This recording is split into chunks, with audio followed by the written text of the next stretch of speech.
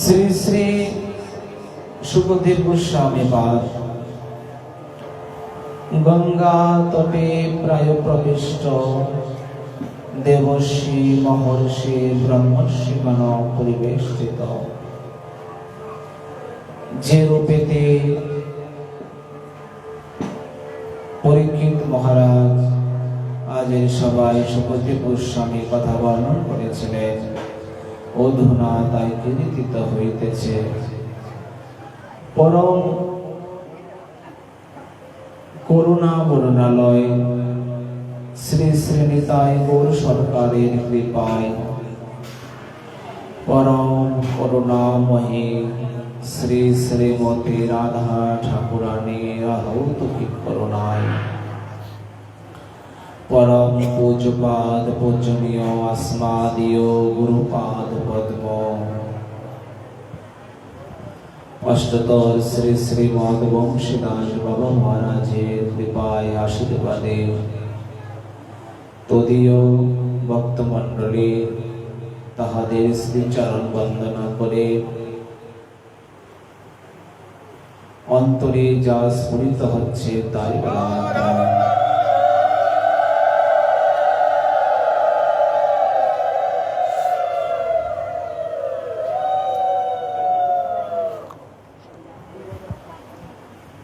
এখানে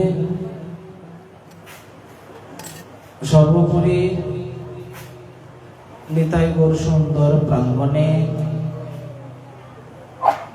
রাধা দামোদর ব্রতে আমরা সংকল্পিত হয়ে দীর্ঘ 1 মাস ব্যাপী ভাগবত হরিকথা শ্রবণ কীর্তনের ব্রতী হয়েছি, সৌভাগ্য লাভ করেছি।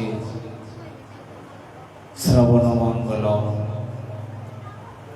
প্রহ্লাদ বললেন, জানো বালকগণ, আমার গুরুদেব ষণ্ডমার্গ নয়, আমার গুরুদেব দেবর্ষি নারদ। দেবর্ষি নারদ তোমার গুরুদেব। মায়ের গর্ভ থেকে আমি সেই শিক্ষা পেয়েছি যে শিক্ষা আর কেউ পায়নি। এই জন্যই বলছি, তোমরা যদি আমার মতো অমরত্ব পেতে চাও, বাবা মাঝখানে দেও করে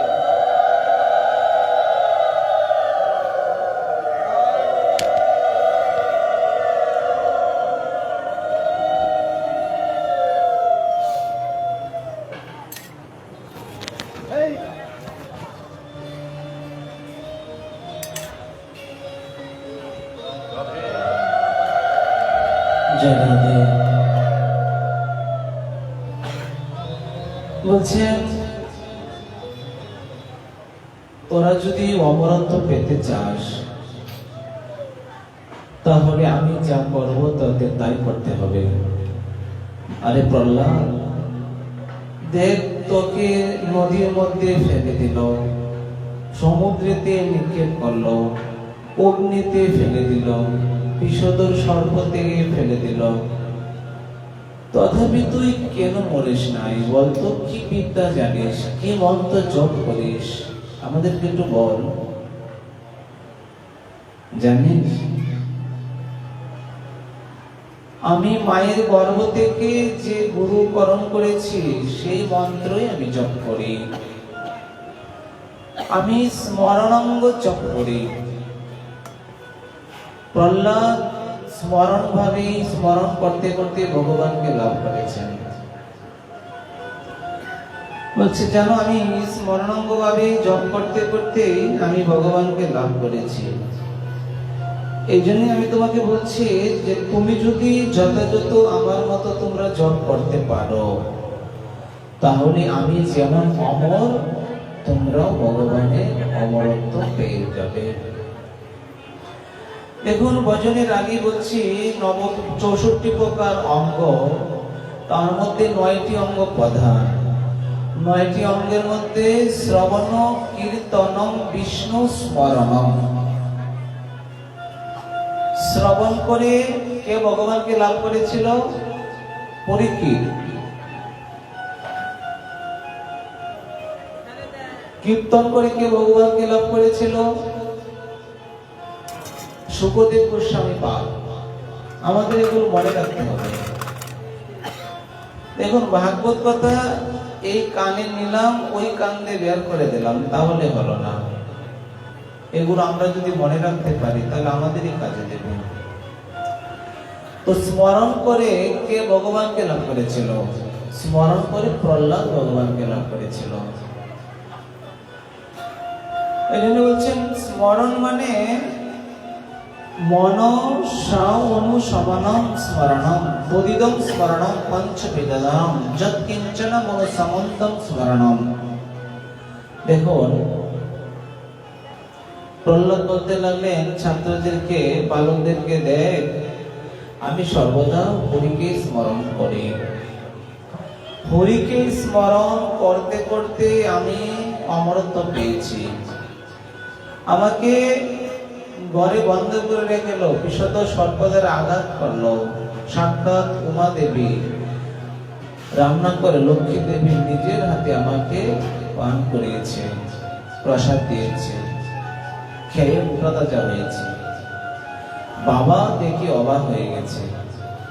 তো এই জন্যই সবার উপরে তো ভগবান, তো ভগবানকে যত স্মরণ করবে ততই তোমার মঙ্গল হবে। এই জন্যই এই প্রহ্লাদ থেকে আমরা শিক্ষা পাই স্মরণাঙ্গ ভজন। মনুষা ও সম্বন্ধম ইতি স্মরণম তদিদম স্মরণম পঞ্চবিদনম। মানে স্মরণ 5 প্রকার। আমরা একটু জেনে নিই। স্মরণ 5 প্রকার। যৎকিঞ্চিৎ অনুসম্বন্ধম স্মরণম, মানে স্মরণের 5 প্রকার মধ্যে একটা হচ্ছে স্মরণ করা, দ্বিতীয় হচ্ছে ধারণা, তৃতীয় হচ্ছে ধ্যান, চতুর্থ হচ্ছে ধ্রুবন স্মৃতি, পঞ্চম হচ্ছে সমাধি। এই যে 5 প্রকার। দেখুন, এগুলো আমাদের বিশেষ শিক্ষা, একটু জেনে নেই। এই যে আমরা সবাই বলি 9টি অঙ্গ, 9টি অঙ্গ, এতদিন ধরে বলে এসেছি। 9টি অঙ্গের মধ্যে প্রথম শ্রবণাঙ্গ। শ্রবণাঙ্গ নিয়ে আমরা কথা বললাম, কি করলে, শ্রবণ করলে কি হয় না হয় আপনারা সবাই জানেন। তারপরে কীর্তনাঙ্গ, আমরা যৎকিঞ্চিৎ আলোচনা করছি, তারপরে আমরা আলোচনা করব। এবার হচ্ছে স্মরণাঙ্গ। প্রহ্লাদ ছাত্রদেরকে বলতে লাগলেন, দেখ রে বন্ধু, তো সবাই বালকেরা উরুপতিকে ঘিরে যেমন উরুবন থাকে, ঠিক সেরকম সমস্ত বালকেরা প্রহ্লাদকে ঘিরে বলতে লাগলেন, আরে প্রহ্লাদ, তুই অমরত্ব পেয়েছিস জানি, কিন্তু কিভাবে আমাদেরকে শিক্ষা দে। আমি যা বলবো তোরা মানবি তো? বলছে মানবো, আগে আমার কথাটা শোন, তারপরে আমি তাদেরকে শিক্ষা দিচ্ছি। বলছেন স্মরণাঙ্গ 5 প্রকার। 5 প্রকার মধ্যে প্রথমে হচ্ছে স্মরণ, তারপরে ধারণা, তারপরে ধ্যান, তারপরে ধ্রুবন স্মৃতি, তারপরে সমাধি। 5 প্রকার। স্মরণের যৎকিঞ্চিৎ অনুসম্বন্ধ স্মরণম। দেখুন, মালা জপ করতে বসছি, মানে খুব ভাবিত হয়ে মালা জপ করতে বসছি। হরে কৃষ্ণ কৃষ্ণ কৃষ্ণ হরে হরে, হরে রাম রাম রাম হরে হরে। এই যে নাম জপ করলাম, যৎকিঞ্চিৎ ভাবে যখনই তার উদ্দেশ্যে একটু স্মরণ করব, তার উদ্দেশ্যে একটু মনে করুন, তার উদ্দেশ্যে মনে মনে ভাবলাম। যৎকিঞ্চিৎ স্মরণ, যৎকিঞ্চিৎ অনুসন্ধান, যৎকিঞ্চিৎ অনুসন্ধান মানে যৎকিঞ্চিৎ, তার উদ্দেশ্যে হরে কৃষ্ণ মানে ভগবানকে একটু চিন্তা করলাম, সামান্য তাকেই স্মরণ করা, তাকেই স্মরণ করলে প্রথম ধাপ। দ্বিতীয় হচ্ছে ধারণা, সর্বত্র স্থিতি অনকল্লস সামান্য কারণ মনোধারণম ধারণা, মানে সব বিষয় হইতে চিত্তকে আকর্ষণ পূর্বক সামান্যভাবে মনোনিবেশ করার নামে ধারণা। যদি জপে বসি নানা চিন্তায় আসে, যত প্রয়োজন সেই অবকাশে।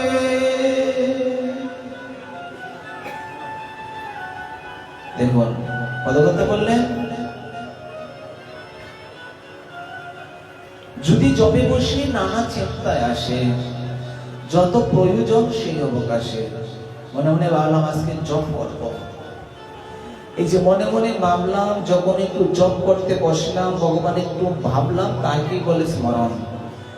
এবার যখন আমি বসে জপ করতে থাকবো, সমস্ত ছেলেকে খাওয়ানো, নাতিকে স্কুলে নিয়ে যাওয়া, রান্না উঠিয়ে দেওয়া, বৌমাকে শাড়ি দেওয়া, এইসব যখনই আমি ভজন করতে বসবো, যখনই আমার সমস্ত পিছনের কাজ ফেলে দেব, পিছনের কাজ যখনই ফেলে রেখে এই মনোনিবেশ হব, তাকেই বলে ধারণা। এক কথায় ধারণার একটা সংকেত আমি মানে সংজ্ঞা দিচ্ছি, বা শাস্ত্রে সংজ্ঞা দিচ্ছেন, সমস্ত বিষয় হইতে, সমস্ত বিষয় হইতে কি রান্না করতে হবে। জপ করে মানে যখনই জপ করতে বসলাম, জপ তো করতে হবে, জপ করতে বসে রান্নাটা করতে হবে, তাড়াতাড়ি শেষ করে দেব। মাথার মধ্যে মন্ত্র জপ করতে এলাম, বক্ষের মধ্যে মন্ত্র জপ করতে এলাম, কি যে জপ করলাম কিছুই জানি না, কত অক্ষর এর মধ্যে ভুল যাচ্ছে, কত হসন্ত, কত অক্ষর, কত শব্দ চলে যাচ্ছে। আমার পিছুটান, পিছুটান কোনটা? রান্না করতে হবে। পিছুটান কি? ছেলেকে রান্না করে বাজারে পাঠাতে হবে, স্বামীকে অফিসে পাঠাতে হবে, নাতিটা মানে কেঁদে কেঁদে উঠছে বারবার, তাকে কিছু খেতে দিতে হবে।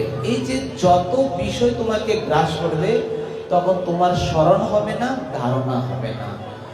বলছে সমস্ত বিষয় হতে চিত্তকে আকর্ষণ পূর্বক সামান্যভাবে মননিশ হবে না, এসব করিয়া ভাবে যাব শ্রী বৃন্দাবন ধামে, এই মনে করিয়াছি আশা।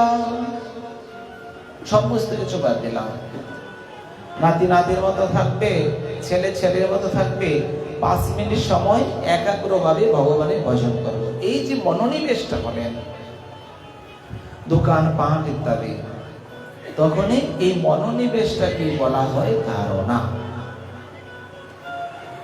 কিন্তু আমাদের একটা প্রবাদ আছে, যখনই আমরা ভজন করতে বসবো, তখনই আমাদের বিবিধ প্রকার চিন্তা আসে। এই জন্য এখানে পদকর্তা বলছেন, যদি জপে বসি নানা চিন্তায় আসে, যত প্রয়োজন সেই অবকাশে। যখনই জপে বসবো, তখনই বিবিধ প্রকার চিন্তা আমাকে গ্রাস করবে। আর যখনই আমার চিত্তের মধ্যে, আমার মস্তিষ্কে, আমার চিত্তে আমার বিভিন্ন প্রকার ধারণা আসবে, চিন্তা আসবে, তখনই আমার স্মরণ শেষ, আর স্মরণ হবে না, শুধু বসেই রইলাম, কোনো কাজ হবে না। আর ধারণা বলতে এখানে বলছেন, যখনই আমি সমস্ত কিছু ত্যাগ করে এই মনোনিবেশ দিতে পারবো ভগবানের চরণে, অক্ষর হরে কৃষ্ণ কৃষ্ণ কৃষ্ণ হরে হরে, হরে রাম রাম রাম হরে হরে, এই অক্ষরগুলোই চোখের মধ্যে বাসান, বা ভগবানের এই যে বিগ্রহ আছে তাকে চোখের মধ্যে বাসান, আমার চোখের মধ্যে বেসে উঠছে, এইরকম ভাবনাকে মনোনিবেশ হওয়াকে বলা হয় ধারণা। তৃতীয় হচ্ছে ধ্যান, বিশেষভাবে রূপাদি চিন্তন নামে ধ্যান।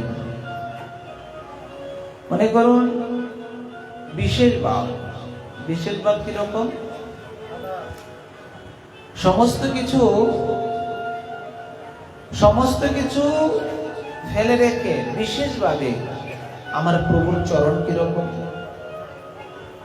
প্রভুর চরণে কি নপুর পরা আছে কিনা, প্রভুর চরণে আলতা পরা আছে কিনা, প্রভুর পরনে কি পিত কাপড় না নীলবস্ত্র, তার কোমরে কিঙ্কিন আছে কিনা, মালা আছে, মালা 3 প্রকার মালা, গুঞ্জামালা, বৈজন্তী মালা, বনমালা। গলা থেকে পা পর্যন্ত একবারে চরিত্র দেখবে রাধারানীর চরণে গতকালকে পরানো হয়েছিল। একবারে আমাদের যে বিগ্রহ রাধা গোবিন্দের চরণে গতকালকে গলা, একবারে গলা থেকে চরণ পর্যন্ত মালা। এই যে মালা, এই মালাকে বলা হয় একবারে বনমালা, মানে খুব একবারে খুব সুন্দরভাবে ভগবানের গলা থেকে চরণ পর্যন্ত। পঞ্চমালা, বিবিধ 5 প্রকার ফুল দ্বারা যে মালা, অথবা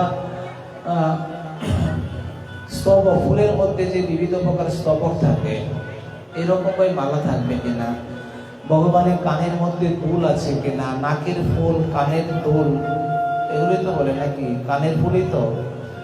যাই হোক, তারপরে গলার মধ্যে কি মালা আছে নাকি সোনার হার আছে, কপালে কি প্রকার তিলক আছে, কেশগুলো কি উড়ন্ত নাকি কেশগুলো বেনি করা, এই যে বিশেষভাবে যে ধারণা, বরহা পীরা নট বর বপু করণায় করণী কারকম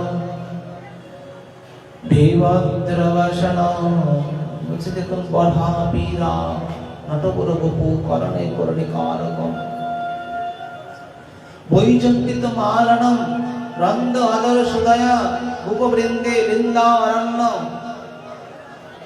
এই যে ভগবানের আমি ধ্যান করলাম, বিশেষভাবে ভগবানের চিন্তাটা ভগবানের চরণ থেকে একবারে মস্তক পর্যন্ত সমস্ত কিছু আমার চোখের মধ্যে বাসানো, চোখের মধ্যে ফুটে উঠবে, বেশে উঠবে, তাকেই বলা হয় ধ্যান।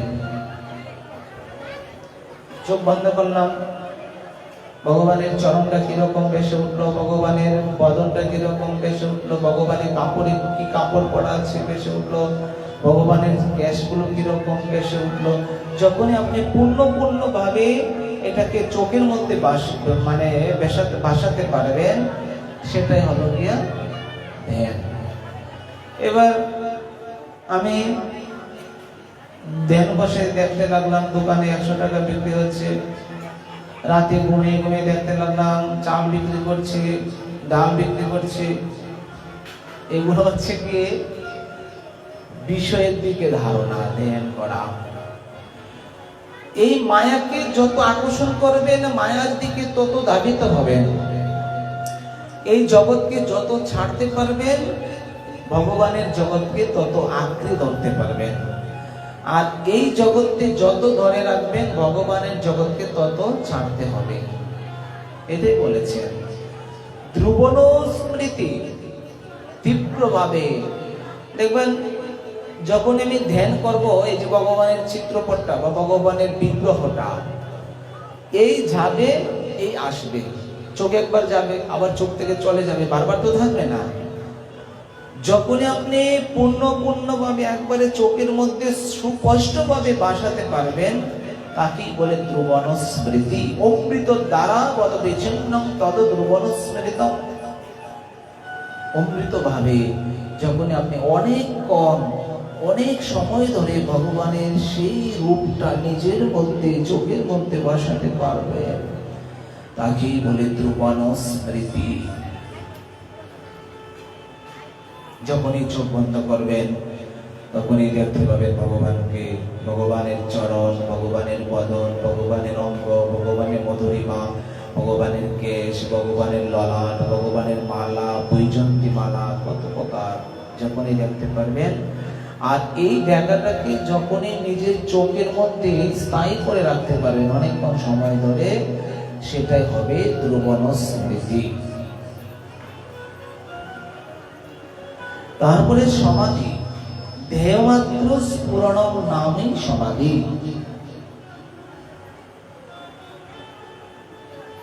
ভজন করতে বসলাম, হঠাৎ করে কেউ ডাকলো, কেউ দরজাটা ধাক্কা দিল, একটা বাসন, একটা গ্লাস, একটা বাটি হাত থেকে পড়ে গেল, কারো টাস করে শব্দ হলো। যখনই তোমার ভজনটা ভেঙে গেল, তোমার সমাধি হলো না, বাড়িটা পড়ে গেছে, শব্দ হয়েছে, তার নিজের মধ্যে কোনো ভাব নেই, আমি আমার ভাবি পড়ে আছি। যখনই এই ভাব থাকবে তাকে বলা হয় সমাধিস্থ। এরকম যার মধ্যে থাকবে তাকে বলা হয় স্মরণাঙ্গ ভজন। স্মরণাঙ্গ ভজন যে করতে পারবে সে অনেক অনেক অনেক দূরে চলে যাবে, অনেক দূর চলে যাবে। যেমন আমাদের লক্ষ টাকা হলো, কারো 1 লক্ষ 1 কোটি টাকা আছে, যেমন তার একটা সম্পদের বিষয়ে একটা পাওয়ার থাকে যে আমার কাছে টাকা আছে, যেমন জাগতিক দিকে তার একটা ভাব থাকে। আধ্যাত্মিক জগতে যে স্মরণ করে বিভিন্ন ভাবে পৌঁছাতে পারে, 5টি ধাপ পার হতে পারবে, তার অনেক সম্পদ, আধ্যাত্মিক অনেক সম্পদ সে হৃদয়ের মনোরঞ্জন করতে পেরেছে। আর এই সম্পদ তোমাকে জীবন জীবন জনম জনম তোমাকে তোমার সঙ্গে থাকবে। আর এই জাগতিক সম্পদ তোমার এই জীবনেই তোমার সঙ্গে থাকে কিনা সেটাই প্রশ্নবোধক। এই জন্যই প্রহ্লাদ বলতে লাগলেন, জানিস আমি এমন করে ভগবানকে স্মরণ করি, সবকিছুতেই সর্প আমাকে কামড়িয়ে দিবে, দংশন করবে, করো, ভগবানকে স্মরণ করলাম। আমার প্রহরীগণ আমাকে যখন পাহাড় থেকে সমুদ্রেতে ফেলে দিল, আমি তখন আমার প্রভুর চরণ চিন্তা করতে লাগলাম। যখনই আমার প্রভুর চরণ চিন্তা করতে লাগলাম, তখনই জানো আমার প্রভু বাঁশিটা কোমরে গুজে 2 হাত ধরে আমাকে ধরে রেখেছে। এই জন্যই তো আমি মরি নাই।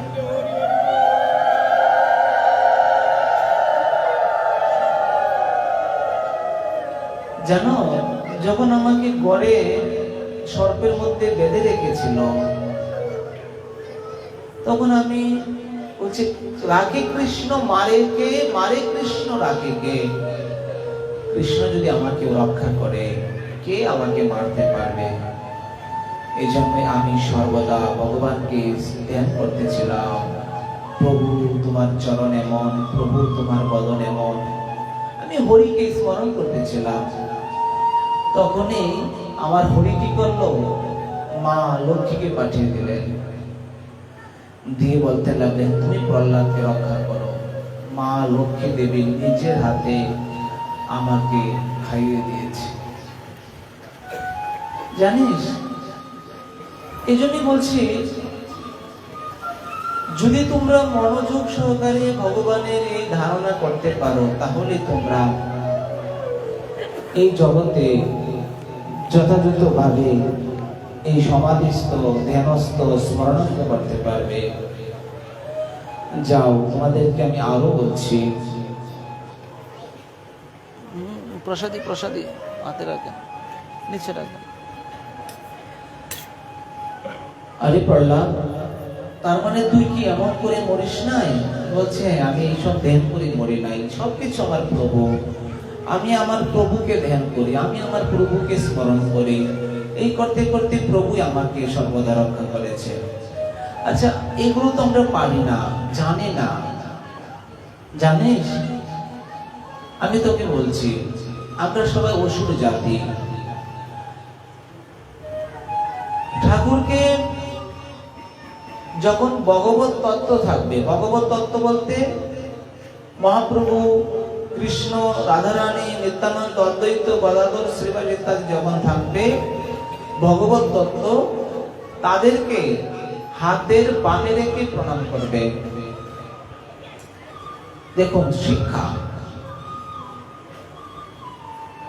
ভগবত তত্ত্ব যত থাকবে তাদেরকে হাতের বামে রেখে প্রণাম করতে হবে। যত দেবতত্ত্ব, যে মা কালী, মা দুর্গা, ভদ্রকালী, লক্ষ্মী, সরস্বতী ইত্যাদি যত থাকবেন, আমাদেরকে হাতের ডানে রেখে প্রণাম করতে হবে। মহাদেবকে যাবেন, মহাদেবের কাছে ওনাকে হাতের ডানে রেখে প্রণাম করতে হবে। গুরু বৈষ্ণব সাধু থাকবে, তাদেরকে সোজাসুজি প্রণাম করতে হবে। যখনই সোজাসুজি প্রণাম করবে তখনই সেইগুলো প্রণাম যথাযথ প্রণাম, আর সেইগুলো হচ্ছে নিয়ম। যদি আমি ভগবত তত্ত্ব তাদেরকে হাতের ডানে রেখে প্রণাম করি তাহলে এটা অপরাধ হবে।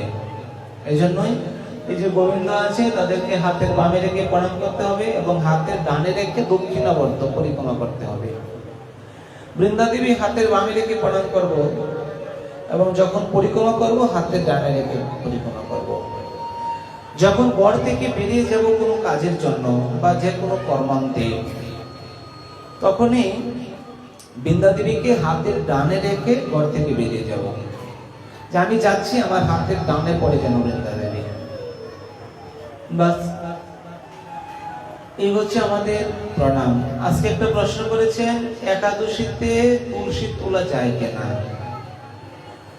দেখুন এখানে বলছে অমাবস্যা, দ্বাদশী, পূর্ণিমা, সংক্রান্তি, 4 দিন। কি বলছেন? অমাবস্যা, দ্বাদশী, পূর্ণিমা, সংক্রান্তি, এই 4 দিন তুলসী পাতা তুলতে নাই। কিন্তু এখানে শাস্ত্রে বলছেন ভগবানের সেবার নিমিত্ত। তুলসী তো আমরা খাবো না, অনেকে তো আমরা বেটে খাই, রস খাই সর্দি কাশির জন্য। বলছে যদি সর্দি কাশির জন্য বেটে খাও তাহলে অপরাধ হতে পারে, এই জন্য তুলা না। ঠাকুরকে নিবেদন করে, ঠাকুরের চরণে স্পর্শ করে তুমি যত খুশি খাও, তাতে কোনো আপত্তি নাই। কিন্তু কোন দিন তুলবো? অমাবস্যাতে তোলা যাবে না, দ্বাদশীতে তোলা যাবে না, সংক্রান্তিতে তোলা যাবে না, পূর্ণিমাতে তোলা যাবে না। শাস্ত্রে বলছে যখনই তুমি ভগবানের সেবা করবে, উদ্দেশ্য থাকবে প্রভুর সেবার জন্য, তখনই অমাবস্যা, সংক্রান্তি, পূর্ণিমা এগুলোর মধ্যে তুলসী তোলা যাবে, একাদশীতে তোলা যাবে। কিন্তু যদি দ্বাদশী থাকে, দ্বাদশীতে তোলা যাবে না। একটা দিন মানলে হবে, সেটা হচ্ছে দ্বাদশী। একাদশী, অনেক একাদশী দেখবেন দ্বাদশী থাকে, সেই দ্বাদশী যুক্ত একাদশীতে কখনো তুলসী তোলা যাবে না। একাদশী আছে কিন্তু একাদশীর মধ্যে কোনো দ্বাদশী নাই, তখনই আপনি তুলসী তুলতে পারবেন। এইবার সূর্য উদয় থেকে সূর্য অস্ত যাওয়া পর্যন্ত আমরা করতে পারি। অনেকে আবার বলে থাকে রবিবারে তোলা যায় না, দুপুরে তোলা যায় না, দুপুরে স্পর্শ করা যায় না। শাস্ত্রে বলছেন যখনই তুমি ভগবত সেবা করবে, ভগবত সেবার জন্য যখনই তুমি কাজ করবে, তখনই তুমি এগুলো না মানতে পারো, কোনো আপত্তি নাই। একমাত্র দ্বাদশীকে মেনে চলবে, তাহলে কোনো অপরাধ হবে না। একজন আরেকজন বলছেন যে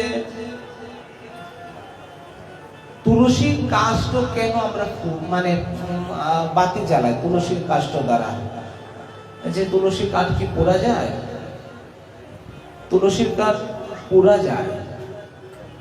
যখন নিজে রন্ধন করবেন তখন অপরাধ হবে। যখন ভগবানকে নিবেদন করবেন, ভগবানের জন্য আরতি দেখাবেন, তখন ভগবান বিশেষভাবে কৃপা করবেন।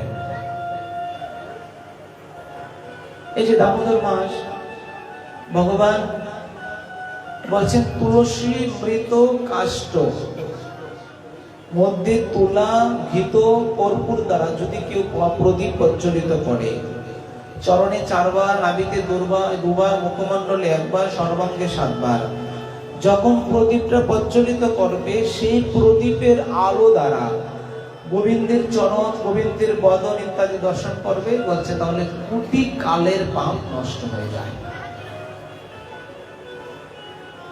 বলছেন রাধা দামোদরকে যদি আমলকির মালা প্রদান করা হয়, আমলকি আছে না, আমরা যে আমলকি খাই, এই আমলকির মালা যদি দেওয়া যায় তাহলে খুব ভগবান কোন সন্তুষ্ট হয়। আমলকির মালা, অগস্ত্য ফুল, পদ্ম ফুল, বক ফুল, অগস্ত্য ফুল আরেক নাম বক ফুল, এগুলো ভগবানের চরণে অর্পণ করলে, মালা গেঁথে দিলে, ভগবানকে পরা করে দিলে ইত্যাদি, ভগবান বিশেষ কৃপা দান করেন। যাই হোক, এই জন্যই আমাদের নিয়ম হচ্ছে গোবিন্দকে হাতের বামে রেখে প্রণাম, দেবতাদেরকে হাতের ডানে রেখে প্রণাম, গুরু বৈষ্ণবকে সোজাসুজি প্রণাম। এবার যখন দণ্ডবোধ করব, দণ্ডবোধ মানে কি? দণ্ডবোধ মানে কি? একবারে সাষ্টাঙ্গে প্রণাম করা। সাষ্টাঙ্গ বলতে এখানে বলছেন দুটি উরু, দুটি বাহু, বক্ষ, কপাল, মস্তক ইত্যাদি যখন একবারে ভগবানের জন্য সমর্পিত করবো তাকে বলা হয় সাষ্টাঙ্গ প্রণাম। এই প্রণামে বিধান হচ্ছে গায়ে কোনো বস্ত্র থাকতে পারবে না। গায়ে আমরা অনেকে জামা পরে, জামার নিয়ে একবারে ঠাকুরকে সাষ্টাঙ্গে প্রণাম করে দিই, বলছে এটা অপরাধ হয়। অনেকেই করে, অনেকেই সম্প্রদায়ের মধ্যে, আমাদের মধ্যে অনেকেই করে, কিন্তু এটা উচিত নয়। কাপড় খুলে, মানে উপরের কাপড় খুলে নিচে যখন কাপড় থাকবে সেই কাপড়গুলো একটু উঠিয়ে হাঁটুর নিচ পর্যন্ত উঠে তারপর তুমি প্রণাম করো। আর গায়ের কাপড় খোলা থাকবে, তখন এইভাবে গড়াগড়ি দেবে, তাহলে কৃপা হবে। এবার গায়ে কাপড় নিয়ে একবারে গড়াগড়ি দিয়ে সাষ্টাঙ্গে দণ্ডবোধ করা, বলছে এটা অপরাধ হবে, মানে পাপ হয়ে যাবে, লাভের পরিবর্তে ক্ষতি হয়ে যাবে। মায়েদেরকে বলছে যে মায়েরা সাষ্টাঙ্গে প্রণাম করবে না, তারা পঞ্চাঙ্গ প্রণাম করবে। দুই হাঁটু, দুই বাহু আর মস্তক মানে কপাল, এই পঞ্চাঙ্গ প্রণাম। আর সাষ্টাঙ্গ প্রণাম হচ্ছে দুই বাহু, দুই উরু, পেট, বুক আর কপাল, হয়ে গেল। যাই হোক, এইবার এখানে বলছেন যখন কোলাকুলি করা হয়, অনেকে প্রেমে বিভোর হয়ে একে অপরে কোলাকুলি করা হয়, সেই কোলাকুলি পুরুষেরা কোলাকুলি করবে, মায়েরা কোলাকুলি করবে। মায়েরা পুরুষেরা একত্রে কোলাকুলি করবে না। কখনো প্রেমে ভাবে যখন নৃত্য করবে, মায়েরা মায়েদের মতো আলাদা নৃত্য করবে। কিন্তু এখানে শর্ত দিলেন, যদিও নৃত্য করা হয়, নিজের বস্ত্র যথাযথভাবে ঠিক রেখে তারপর নৃত্য করতে হবে, আলাদা, পুরুষের সঙ্গে একসাথে নয়। আর এখানে বলছে এই যে আমরা চন্দন পুরুষেরা মায়েদের কপালে দিচ্ছি, মায়েরা পুরুষের কপালে দিচ্ছি, বলছে এটা অপরাধ। মায়েরা মায়েদের কপালে দেবে, পুরুষেরা পুরুষের কপালে দেবে, এগুলো হচ্ছে সাধারণ কতগুলো নিয়ম। এগুলো যদি আমাদের না জানা থাকে তাহলে আমাদেরকে যে কেউ সহজে বলতে পারে সনাতন ধর্ম সম্পর্কে কিছু জানি না, এই সেই অনেক কথা বলতে পারে। নমো ধর্মায় মহতে নমো কৃষ্ণায় বেদসে ব্রাহ্মণেভ্য নমস্কৃত ধর্মান বক্সে সনাতনম। আমরা সনাতন ধর্মের লোক, সনাতনে অনেক সংস্কৃতি, সংস্কার, শিক্ষা দীক্ষা, আচার আচরণ, নিয়ম অনেক কিছু দেওয়া আছে। আমরা যথাযথ যদি জানতে পারি তাহলে।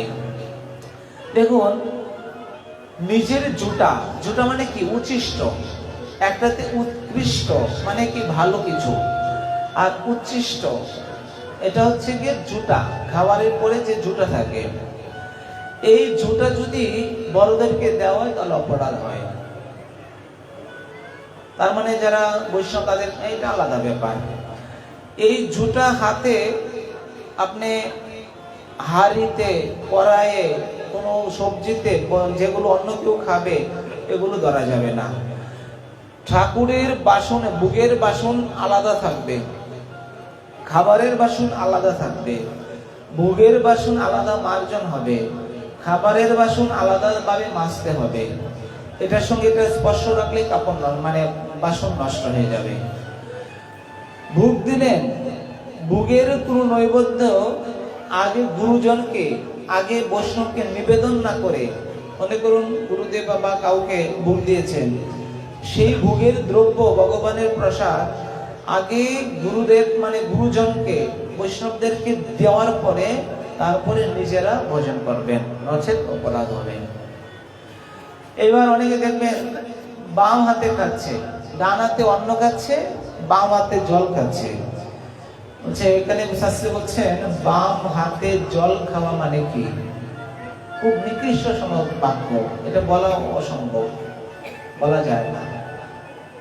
বাম হাতে জল খেতে নাই বলছে, এখানে দুটি বাক্য বললেন যে তুমি আমাদের শিক্ষার জন্য বলতে হচ্ছে বাম হাতে কোনো কিছু আহার করা, বাম হাতে খাওয়া, বাম হাতে জল খাওয়া। অনেকে দেখবে বাম হাতে মুড়ি খাচ্ছে, বাম হাতে চানাচুর খাচ্ছে, বাম হাতে ছেড়ে ছেড়ে চকলেট খাচ্ছে, বাম হাতে জল পান করছে।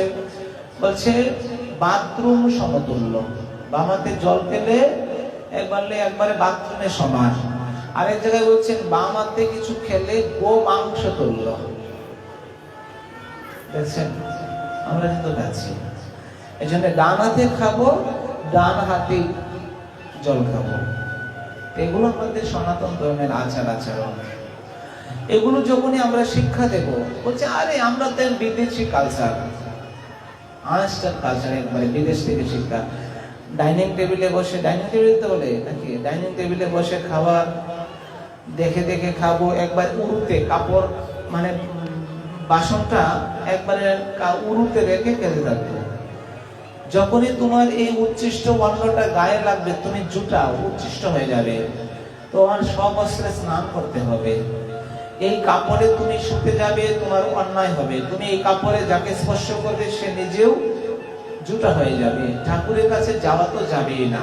এজন্যই যদি অজ্ঞানবশত একটা কণাও পড়ে যায় বস্ত্রের মধ্যে, এই জন্যই আমরা যে কাপড় পরে খাবার দাবার করি, সেই কাপড় পরে গর্ভ মন্দিরে প্রবেশ নিষেধ। বিগ্রহ নাও তুমি সাক্ষাৎ ব্রজেন্দ্রনন্দন। এই বিগ্রহকে যদি কেউ হেয় মনে করে, অপরাধ হয়ে যাবে। আমি এই বস্ত্রে মানে খাওয়া দাওয়া করলাম, আবার এই বস্ত্রে আমি একবারে ঠাকুরের গর্ভ মন্দিরে ঢুকে গেলাম। বলছে যদি যে কোনো ভাবে তোমার বস্ত্র যদি জুটা হয়ে যায়, আর যখনই তুমি ঠাকুরের সেবা করবে, তখনই তোমার অপরাধ হয়ে যাবে। এই জন্যই আমরা ঘুমানোর বস্ত্র আলাদা, খাবারের বস্ত্র আলাদা, ঠাকুরের বস্ত্র আলাদা, বাথরুমের বস্ত্র আলাদা, বাহিরে যাওয়া হবে সেই বস্ত্র আলাদা। এগুলো আমাদের শিক্ষা দিয়েছে কে বলুন তো? কে শিক্ষা? সনাতন ধর্মে তো অনেক আগে শিক্ষা, হাজার হাজার বছর আগে শিক্ষা দেওয়া, কিন্তু নতুন করে শিক্ষা দিল কে? করোনাতে। বাহ, খুব সুন্দর। করোনাতে সাবান মাখো, স্নান করো, বাইরে যাও, বাইরে রেখে দাও, কত শিক্ষা দিয়ে গেছে। আগে মানতাম না অনেকে, কিন্তু করোনা আসার পরে এগুলো মানা হয়। একবারে মাস্ক পরা, হাতে পায়ে সাবান দেওয়া, বাইরের কাপড় বাইরে রেখে দেওয়া, একবারে সাবানের মধ্যে, সাবানে গুঁড়ার মধ্যে 3 ঘন্টা 4 ঘন্টা ভিজিয়ে রাখা। দেখুন, ডাক্তার বলেছে, দেশকাল বলেছে, আমরা এগুলো মানতে পারলাম, কিন্তু যখনই আমাদের শাস্ত্র বলেছে আমরা এগুলো মানতে পারি না। এটাই আমাদের ব্যর্থতা। শাস্ত্রে বলেছেন যে এগুলো মেনে চলো। শাস্ত্র মানে কে? এগুলো হচ্ছে মূর্খদের কাজ, আমরা করবো না, জানবো না, মানবো না, ভালো কথা। কিন্তু যখনই আমাদের বিজ্ঞান বলছে, ডাক্তারে বলছে, করোনা শিক্ষা দিচ্ছে, তখন একে তো সবাই কেউ কাউকে ধরে না, কেউ কাউকে ছয় না। দরজাটা খুলতে গেলে কত নিয়ম করে খুলতে হচ্ছে, আবার হাত ধুতে হচ্ছে, কত কিছু ব্যবহার করছে। এগুলো আমাদের শিক্ষা। এবার বলছে যখনই আমরা খেতে বসবো, সেই খাবারটা এমন ভাবে খাবো যে আমাদের শরীরে না পড়ে। আর ডানাতে যে জুটা হবে, সেই হাত দ্বারা আমরা অন্য কাউকে স্পর্শ করব না। গুরুজনকে জুটা খাবার দিতে না, অপরাধ হয়ে যায় এবং নিজের সুকৃতি নষ্ট হয়ে যায়। তার মানে অনেকে দেখবেন দাঁড়িয়ে দাঁড়িয়ে খায়। বিজ্ঞান বলছেন যারা যারা দাঁড়িয়ে দাঁড়িয়ে খাবে, যদি খাদ্য নালীতে দাঁড়িয়ে দাঁড়িয়ে অনেকে জলপান করে, দেখবেন বিজ্ঞান বলছে কি, খবরদার কখনো দাঁড়িয়ে জলপান করবে না, বসে থেকে জলপান করতে হয়। যদি খাদ্য নালী উল্টাপাল্টা দিকে ঢুকে যায়, তাহলে তোমার মৃত্যু হতে পারে। এই জন্য দাঁড়িয়ে অন্ন আদি জল কিছু খেতে নাই। বসে বসে সুন্দর করে মাটির মধ্যে আসন দিয়ে একবারে আসন করে বসে, তারপরে সোজা হয়ে খেতে হয়। আর যখন খাবে অতিরিক্ত কথা বলা যাবে না, যতটুকু কথা না বললেই নয়। বলছে অনেকেই পথে হেঁটে হেঁটে পথ চলছে আর খাচ্ছে, পথ চলছে আর খাচ্ছে। বলছে এগুলো যদি করা হয় তাহলে দরিদ্রতা হয়, তার কখনো এই সংসারে সমৃদ্ধি আসে না, সংসার কখনো উন্নত হয় না। এবার অনেকে দেখবেন কেউ পূর্বমুখী খাচ্ছে, কেউ পশ্চিমমুখী, কেউ উত্তরমুখী, কেউ দক্ষিণমুখী। এখানে বলছে দক্ষিণমুখী বসে আহার করলে পরিবার, কুল, বংশ নাশ হয়ে যায়। এজন্যই দক্ষিণমুখী বসে খেতে নাই। পূর্বমুখী বসে খাও, দক্ষিণ মানে উত্তরমুখী বসে খাও, পশ্চিমমুখী বসে খাও। অনেকে এবার পশ্চিমমুখী খায় না। তথাপি পশ্চিমমুখীকে মেনে নেওয়া যায় পশ্চিম দিকে ফিরে, কিন্তু দক্ষিণ দিকে খাওয়া নিষেধ। দক্ষিণে অসুরেরা বসে। দেখবেন আমি আরেকটা দৃষ্টান্ত দিচ্ছি ভাগবতে সমুদ্র মন্থনে। সমুদ্র মন্থন করতে লাগলেন, মন্থন করতে লাগলেন, মন্থন করতে করতে অমৃত উঠলো। অমৃতর জন্য সবাই কারাকারি করতে, দেবতারা বলছে আমি নেব, অসুরেরা বলছে আমি নেব। একবার দেবতাদের কাছে চলে গেল, আবার দেবতাদের কাছ থেকে অসুরেরা জোর করে কেড়ে নিয়ে গেল। এবার অসুরেরা তো পূর্বভাবে দিল না। এইবার দেবতারা ভগবানের কাছে চলে প্রার্থনা করলো, হে প্রভু, আমরা এই সমুদ্র মন্থন করেছি কষ্ট করে তোমার ইচ্ছাতেই, কিন্তু আমরা তো অমৃত পেলাম না, অমৃতটা তো অসুরেরা নিয়ে গেছে। তখন সাক্ষাৎ ভগবান কৃষ্ণচন্দ্র মোহিনী রূপ ধারণ করলেন, খুব সুন্দর ভাবে একটা স্ত্রী রূপ ধারণ করলেন। কেশ সুন্দর, তার গলার মধ্যে বিভিন্ন প্রকার গলার অলংকার, নাকের ফুল, কানের দুল, শাড়ি, খুব সুন্দর ভাবে অঙ্গের ছলা বলা নৃত্য করতে করতে অসুরদের কাছে আসলো। অসুরদের রাজা বলি, এত সুন্দর রমণী কেন পছন্দ করে? সবাই তার দিকে ধাবিত হয়ে গেল। এই রমণীর দিকে যখনই সবাই ধাবিত হলো, তখনই বলছে তোমাদের কাছে আমি যেতে পারি, অমৃতটা আমার কাছে দাও। ভগবান কি করলেন? ছলনা করে দেবতাদেরকে রক্ষা করার হেতুতে কি করলেন? অসুরদের কাছ থেকে এই অমৃত কলসটা নিয়ে আসলেন। যখনই নিয়ে আসলেন, এবার বলতে লাগলেন আমি সবাইকে দেব, দেবতাদেরকেও দেব, অসুরদেরকেও দেব, তোমরা সবাই বসে যাও। দেবতারা পূর্বমুখী হয়ে বসে গেলেন, আর অসুরেরা কালো কাপড় পরে দক্ষিণমুখী বসে গেলেন। দেখুন এই যে বসার নিয়ম, দেবতারা পূর্বমুখী সাদা কাপড় পরে, মার্জিত কাপড় পরে পূর্ব দিকে বসে গেলেন, পূর্বমুখী মুখ দিয়ে বসে গেলেন। আর অসুরেরা দক্ষিণমুখী মুখ দিয়ে বসে গেলেন। এবার দেবতারাদেরকে মানে সুন্দর সুন্দর অমৃত দিয়ে আসবে আসবে। অসুরেরা বলতে লাগলেন বলি মহারাজের কাছে, আরে মহারাজ বলি, আরে দেখো সব অমৃত তো দেবতাদেরকে দিয়ে দিচ্ছে। চুপ কর। কেন? বলছে তুই জানিস না, উপরের যে পাতলা পাতলা অমৃত এটা দেবতাদেরকে দিচ্ছে, নিচের যে গাঢ় গাঢ় অমৃত এটা আমাদেরকে দেবে। মোহিনী আমাদের বলে তুই জানিস না, চুপ কর। এমন ভাবে শিক্ষা দিলেন। এই জন্যই কালো কাপড় পরা এটা অশুভ। অনেকে কালো কাপড় পরে না, বৈষ্ণবের কালো কাপড়, রক্তবর্ণ কাপড় ইত্যাদি পরা নিষেধ। এই জন্যই বৈষ্ণবেরা সাদা কাপড়, অনেকে গেহরি কাপড় ইত্যাদি পরে থাকে। কালো কাপড় পরে উল্টা পাল্টা স্বপ্নে দেখে, অনেকেই স্বপ্নে দেখে জন্তু। যাই হোক, এগুলো নিয়ে আমরা আরেকদিন আলোচনা করব। আজকে খাবার নিয়ে কথা বলি। দক্ষিণ মুখে বসে যদি খাওয়া হয় তাহলে বলছে বংশ, কুল, পরিবার নাশ হয়ে যায়, তাদেরকে অসুর বলা হয়। এই জন্য কেউ দক্ষিণ মুখে বসে খাবেন না। পথে চলতে চলতে অনেকে হেঁটে হেঁটে খাচ্ছে, হেঁটে হেঁটে খাচ্ছে। বলছে এগুলো যদি হয় কখনো সমৃদ্ধি, অর্থ সম্পদ আসবে না সংসারে। সূর্য অস্তের সময়, মানে সূর্য অস্তে যাবে, একবারে গোধূলি লগন।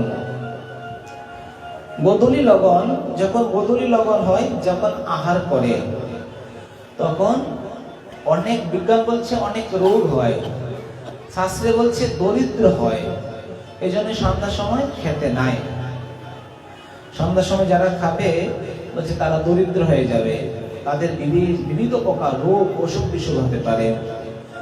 পূর্বমুখী বসে মানে খেলে বা আহার করলে তার পূর্ণ সঞ্চয় হয়, উত্তরমুখী বসে আহার করলে সিদ্ধি লাভ হয়, পশ্চিমমুখী বসে আহার করলে কোনো শত্রু থাকে না, আর দক্ষিণমুখী বসে আহার করলে বলছে তার বংশ কুল পরিবার নাশ হয়, এমনকি তার শত্রু বৃদ্ধি হয়, এমনকি তার অসুখ বলা হয়।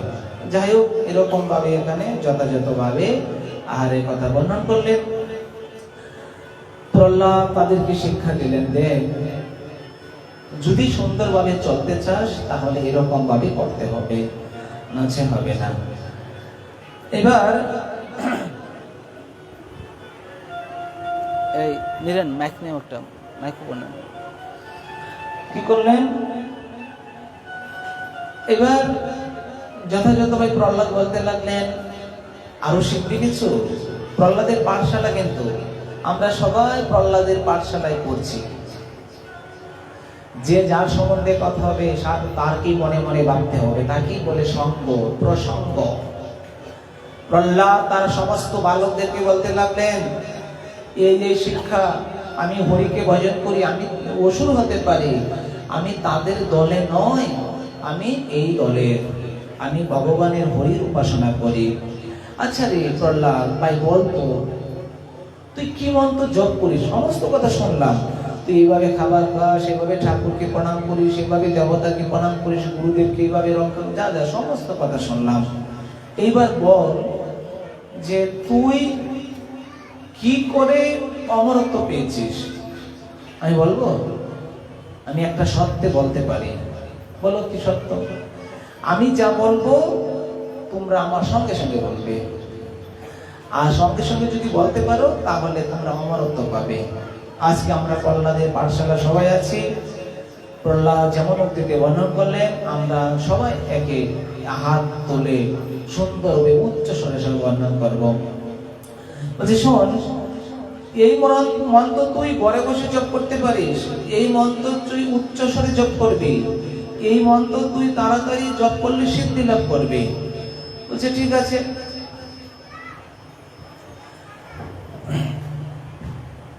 প্রহ্লাদ বলতে লাগলেন, সমস্ত ছাত্ররা বলছেন ঠিক আছে, আমরা জপ করব। হরে কৃষ্ণ হরে হরে হরে রাম হরে রাম রাম রাম হরে হরে হরে কৃষ্ণ কৃষ্ণ কৃষ্ণ হরে হরে হরে রাম হরে রাম রাম হরে হরে। শোনো, প্রহ্লাদ যখনই বলছে আমি এই মন্ত্র জপ করি, আর এই মন্ত্র যারা জপ করবে তারা সবাই অমরত্ব পাবে, তোরা আমার সঙ্গে সঙ্গে জপ কর। যখনই প্রহ্লাদ জপ করতে লাগলেন, সমস্ত বালকগণ বিদ্যার্থীগণ একত্রিত ভাবে জপ করতে লাগলেন। যদি আমরা জীবনে উন্নত বা কোনো কিছু আধ্যাত্মিক কল্যাণ করতে চাই, তার মানে আমরা সবাই একত্রিত ভাবে হাত উপর করে সবাই উচ্চ স্বরে কীর্তন করব। প্রহ্লাদের যখনই কীর্তন করতে শুরু করলেন, প্রহ্লাদের সঙ্গে সঙ্গে সমস্ত বালকগণ কীর্তন করতে লাগলেন। হাত উঠে না কেন? হরে কৃষ্ণ হরে কৃষ্ণ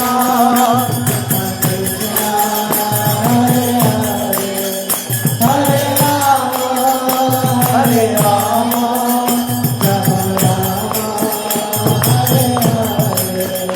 হরে কৃষ্ণ কৃষ্ণ কৃষ্ণ হরে হরে হরে রাম রাম রাম হরে হরে। প্রহ্লাদ যখনই কীর্তন শুরু করলেন, বালকগণ বিদ্যার্থীগণ কীর্তন করতে করতে, দেখুন আগে ছাত্র সমাজকে হাত করতে হয়। প্রহ্লাদ প্রথমে তার নিজের ছাত্রদেরকে হাত করে নিলেন। যখনই কীর্তন করতে করতে একবার রাস্তায় বেরিয়ে গেলেন, যে যাকে ধরছে সঙ্গে সঙ্গে কারেন্টের মতো ধরে নিচ্ছে। প্রহরীগণ, রাজ কর্মচারীগণ সবাই মিলে একত্রিত ভাবে উন্মাদ নৃত্য করতে লাগলেন, কীর্তন করতে লাগলেন। কোনো যে যাকে ধরছে, প্রহরীগণ এসে বলতেন, এই কীর্তন বন্ধ কর। যখনই প্রহ্লাদকে গিয়ে ধরলেন, স্পর্শ করলেন, সঙ্গে সঙ্গে সে উন্মাদে কীর্তন করতে লাগলো। রাজ কর্মচারীরা যখন আরে প্রহ্লাদ, এই তো নিষিদ্ধ এগুলো আমাদের এই এলাকায়, এই অসুর জাতির মধ্যে, তুই কীর্তন করতে গেল, বন্ধ কর। যখনই রাজ কর্মচারী তাকে ধরলেন, সঙ্গে সঙ্গে তারাও যেন উন্মাদে কীর্তন করতে লাগলেন। কিন্তু একমাত্র আমরাই হচ্ছে না, আমাদের হাত উঠছে না, উচ্চস্বরে কীর্তন হচ্ছে না।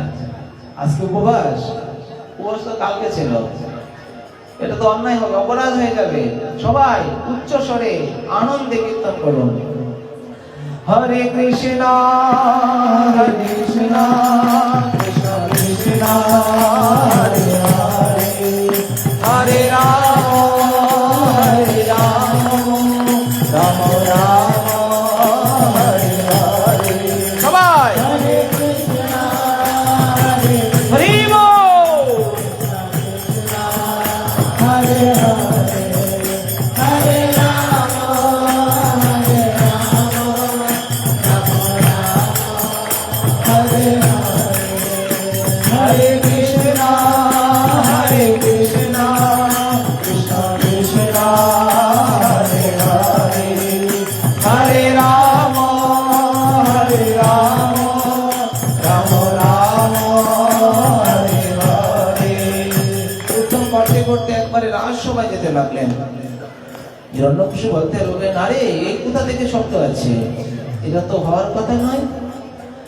একবারে সবাইকে পাঠালেন, কেউ ফিরে আসলো না। যে যাকে যাচ্ছে, যাকে ধরছে, সেই নামে মত্ত হয়ে যাচ্ছে। এবার হিরণ্যকশিপু বলতে লাগলেন, দাঁড়া, আমি যাব কি, আমি নিজে আমার ছেলেকে হত্যা করব। কত বড় পাগল সে! আমার সমস্ত জাতিকে, প্রহরীগণ, রাজ কর্মচারীগণ, বালকগণ, বিদ্যার্থীগণ, গুরুবর্গ সবাইকে কীর্তনে মত্ত করে দিল। দ্বারা এইবারে হিরণ্যকশিপু যখনই গেলেন আর যখনই কীর্তন করলেন, তাকে আর মুক্ত হতে পারলো না। কেন পারলো না? কোটি জন্মেই করে যদি শ্রবণ কীর্তন, তথাপি না পায় ব্রজের ব্রজেন্দ্র নন্দন। প্রহ্লাদের চরণে, মানে ভক্তের চরণে হিরণ্যকশিপু অনেক অপরাধ করেছে। সেই অপরাধের জন্য তার হৃদয় পাপে অপরাধে ভরা, সেই নামে সে পরিপূর্ণতা পেল না। আবার যখনই প্রহ্লাদকে ধরলেন, প্রহ্লাদ উন্মাদে মতো নৃত্য করতে লাগলেন। হরে কৃষ্ণ হরে কৃষ্ণ কৃষ্ণ কৃষ্ণ হরে হরে, হরে রাম হরে রাম রাম রাম হরে হরে, হরে কৃষ্ণ। সবাই হরি বল, হরে হরে হরে রাম হরে রাম রাম রাম হরে হরে, হরে কৃষ্ণ কৃষ্ণ কৃষ্ণ কৃষ্ণ হরে হরে, হরে রাম রাম রাম হরে হরে। প্রহ্লাদ, বন্ধ কর। বাবা, এটা বন্ধ করা যায় না। কেন? আরে আমি তোকে বলছি বন্ধ কর। বাবা, কদাপি পারবো না। উনি স্বয়ং হরি, সাক্ষাৎ ভগবান, উনি ব্যতীত আমি কিছু জানি না, মানি না। এই চুপ কর। তোর কাকাকে হত্যা করেছে, অসুর জাতিকে নাশ করেছে, আর তুই তাকে ভজন করবি? সে আমার শত্রু। বাবা, আমি জানি না, তোকে আমি সবচেয়ে বেশি ভালোবাসতাম। তোর আরো 3টি দাদা আছে, আহ্লাদ, অনুলাদ, সংলাদ, তারা তো এরকম কাজ করে না, কিন্তু তুই করতে যাবি কেন? আচ্ছা, তুই এত সাহস কোথা থেকে লাভ করেছিস বলতো? সারা অসুর জাতির মধ্যে আমি রাজা, তুই আমার সন্তান হয়ে এত শক্তিশালী, এত সাহস কোথা থেকে পেয়েছিস বল? প্রহ্লাদ বলছেন, বাবা তুমি ভুল বলেছ। কেন? আরে যার শক্তিতে সবাই শক্তিশালী, আপনি কি আমি কি সবাই তো ওনার শক্তিতে শক্তিশালী, তাহলে আপনি কি বলছেন উল্টা পাল্টা? বলছে কার শক্তিশালী? বলছে ভগবান হরির শক্তিতে আমরা সবাই শক্তিশালী। আমি শক্তিশালী, আপনি শক্তিশালী। যেমন সূর্যের আলো দ্বারা সূর্যকে দেখতে পাই, ঠিক সেরকম তার শক্তিতে আমরা চলতে পারি, তার শক্তিতে কথা বলতে পারি, তার শক্তিতে আমরা শক্তিমান হতে পারি। যে মায়া, প্রহ্লাদ আমি বলছি তুই এটা একটা মায়া, সে মায়াকে ত্যাগ কর। না বাবা, এটা ভাগবত ধর্ম, কৃষ্ণ ভজন, এটা কখনো ত্যাগ করতে পারে না। তুমি ধনী, তুমি কি নিজের সম্পত্তি গুলো দেখো আজকে তোমার আছে, তার আগে কার ছিল? তোমার বাবার ছিল, মানে আমার দাদুর ছিল, তার আগে কার ছিল? তার বাবার ছিল। তাহলে তুমি সামান্যতম এইগুলো বুঝো না কেন? তুমি এই শক্তি তোমার দেখো আগে যতটুকু তুমি শক্তি পেয়েছো, এখন কি তুমি শক্তি পাও? ততটুকু বৃদ্ধ হয়ে গেছো। বাল্যকালে যতটুকু পেরেছো, যৌবনকালে তুমি আরো শক্তিশালী হয়েছো। এই বয়সে তোমার শক্তি কি হচ্ছে? বর্ধিত হচ্ছে না নিষ্কাশন হচ্ছে? প্রহ্লাদের কথা বল, চুপ কর, আমাকে জ্ঞান দিতে হবে না। তোর তোর সাহস বেশি হয়ে গেছে, দাঁড়া, তোর যেহেতু এত কিছু আছে, আমি তোকে নিজেই হত্যা করব। যখন নিজে হত্যা করতে গেলেন, বলছে দাঁড়া, হাতির পায়ে ফেলে দিলেন, তাকে বাল্যনাথ কৃত্যা নামক রাক্ষসের উপর তাকে আগুন দ্বারা নিক্ষেপ করলেন, তাকে বাল্যনাথ উচ্চ শিখরের উপর তাকে দ্বারা সমুদ্রতে নিক্ষেপ করলেন, তাও তাকে মারতে পারলো না। অগ্নিতে ইত্যাদি কোনোভাবেই তাকে মারতে পারলো না। হিরণ্যকশিপু বলতে লাগলেন, বারে তোর শরীর তো অনেক মায়া আছে, আমার থেকেও বেশি, দাঁড়া, তোকে কেউ কিছু করবে না, আমি তোকে মারবো। দত্ত কুলের মধ্যে তুই কোথা থেকে এক বিষ কাটা এসে আমার দত্ত মানে কুলটাকে, বংশটাকে নাশ করে দিচ্ছিস? আমি সেই দত্ত কুল মানে কাটাটাই নাশ করে দেব, দাঁড়া। এই তোর হরি কোথায় থাকে রে, বলতো কোথায় থাকে? বাবা আমি তোমাকে বলছি শোনো, আমার হরি সর্বত্রই থাকে। সর্বত্র মানে আকাশ বাতাস পাতাল সর্বত্র, পৃথিবী গোলক ঢোলক ভোলক সর্বত্রই থাকে। এই সমস্ত কাটা গাছের মধ্যে যেমন একটা আগাছা বেড়ে উঠে, ঠিক তুই সেরকম আমার দত্তকুল হয়ে তুই এরকম বেড়ে উঠেছিস, যারা আমি তোকে নিধন করবো। বল তোর হরি কোথায় থাকে? আমি বললাম তো সর্বত্রই থাকে। কোথায় আছে? এখানে আছে। বলছি এখানে আছে, সেখানে আছে, তোমার মধ্যে আছে, আমার মধ্যে আছে, তার মধ্যে আছে, সর্বত্রই তো আছে। হাই চুপ কর, বল কোথায়? বলছে কাশ্যে যদি না সর্বত্র তস্মা স্তম্ভে না দৃশ্যন্তে। এই যে একটা স্তম্ভ দেখা যায়, এই স্তম্ভের মধ্যে কি তোর হরি আছে? হ্যাঁ বাবা, এই আমার হরি এই স্তম্ভের মধ্যে আছে। দাঁড়া, নিজের গদাটাকে নিয়ে একবারে লাভ দিয়ে পড়ে গদা দ্বারা সেই স্তম্ভটাকে আঘাত করলেন। যখনই আঘাত করলেন, ভুর করে শব্দ হতে লাগলো, একবারে স্বর্গ মর্ত পাতাল সব কম্পিত হতে লাগলো। আর ভগবান নৃসিংহদেব কি করলেন? প্রকটিত হলেন। হিরণ্যকশিপু আজ কাউকে ভয় পাননি, কিন্তু কালের কাল মহাকাল দেখে ভীত হয়ে গেলেন। ঠিক সন্ধ্যাবেলায়, বৈশাখ মাস শুক্লপক্ষ চতুর্দশী তিথিতে সন্ধ্যাবেলায় ভগবান নৃসিংহদেব প্রকটিত হলেন। বলে নৃসিংহদেব ভগবান কি, প্রহ্লাদ মহারাজ কি, নৃসিংহদেব ভগবান কি জয়। জয় শ্রী রাধে শ্যাম নিতাই গৌর হরি বল। যেমন গজরাজ সরোবরে গিয়ে কমলকে উৎপাদিত করতে থাকে, ইক্ষু দণ্ডকে গিয়ে বিগলিত করতে থাকে, ঠিক তেমনি সাক্ষাৎ ভগবান নৃসিংহদেব তার মুষ্টিতে ধরলেন। মুষ্টিতে ধরে নিজের জঙ্ঘার বা উরুর মধ্যে স্থাপন করে দিলেন। স্থাপন করে দিলেই যে হিরণ্যকশিপু কাউকে দেখে ভয় করে না, আজকে তাকে দেখে, নৃসিংহদেব ভগবানকে দেখে ধপ ধপ থর থর করে কাঁপতে লাগলো। দরজার মধ্যে তাকে নিজের পশু রাজা সবাইকে অত্যাচার করেছ, তুমি অসুর রাজা, তোমাকে আমি শক্তি দিয়েছি, আমার শক্তিতে তুমি বলবান, আমার শক্তিতে তুমি শক্তিশালী, অথচ তুমি আমাকে মানো না, আমাকে ভজন করো না, আমাকে কেউ ভজন করতে গেলেও তুমি তাকে বাধা দিচ্ছ। আমি মেনে নিয়েছি, কিন্তু যখন আমার ভক্ত ছেলে 12 মাসেও নয়, এটা 12 মাস না, এটা অধিক মাস বা মল মাস। তারপরে দেখো, তুমি বলেছিলে কোন শক্তি তোমার উপর আক্রমণ করতে পারবে না। ব্রহ্মার সৃষ্টি কোন শক্তি, কিন্তু ব্রহ্মা তো আমার সৃষ্টি, তাহলে আমার শক্তি দ্বারাই তোমাকে আক্রান্তিত করলাম। এই বলে নৃসিংহদেব ভগবান প্রহ্লাদের বাবা হিরণ্যকশিপুকে উরুর উপরে স্থাপন করে নখ দ্বারা বিদীর্ণ করে দিলেন। রক্তের গন্ধ শুনতে লাগলেন, রক্ত পান করতে লাগলেন। সমস্ত দেবতাগণ নরনারীগণ ভয়ে, ব্রহ্মা মহাদেব সবাই ভয়ে ভীতে পালিয়ে চলতে লাগলেন। ইন্দ্র, সুরেশ, দীনেশ, গণেশ কেউ কাছে আসে না। এখানে বলছেন বনের শ্রেষ্ঠ জীব, মানে যেমন সিংহ গর্জন করলে বন থেকে সমস্ত পশু পাখি সব পালিয়ে বেড়ায়, কিন্তু সিংহের বাচ্চা বা সিংহের স্থাবক এখানেই থাকে। ঠিক সমস্ত দেব, দানব, কিন্নর, রাক্ষস সবাই ভয়ে ভীত পালিয়ে চলে গেলেন ভগবান নৃসিংহদেবের হুঙ্কারে। কিন্তু প্রহ্লাদ চুপ করে দাঁড়িয়ে রইলেন।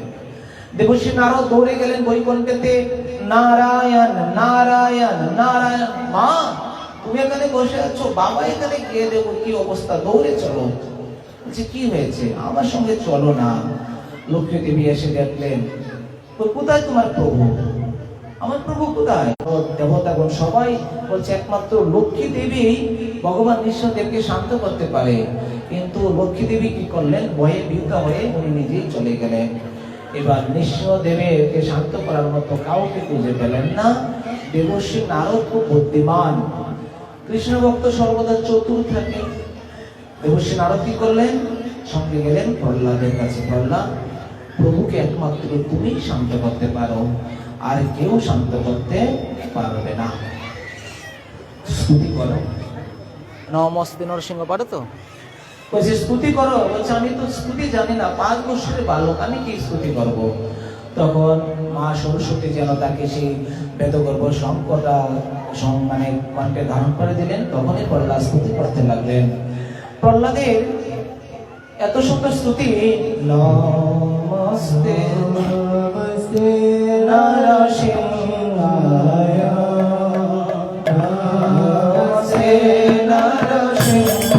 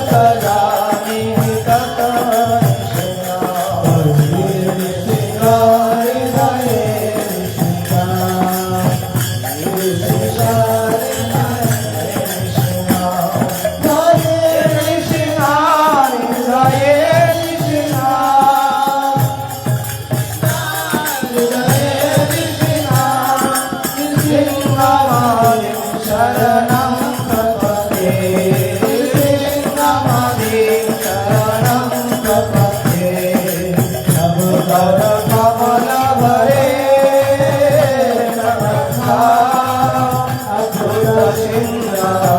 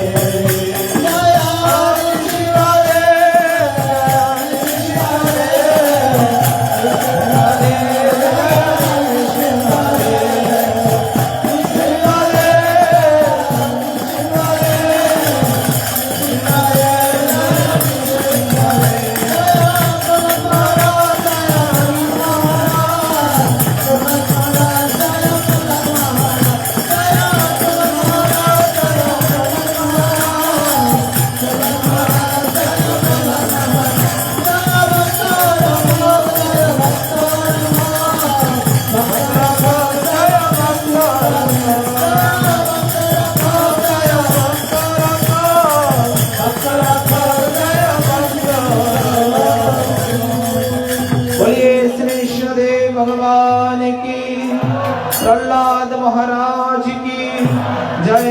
जय श्री राधे श्याम।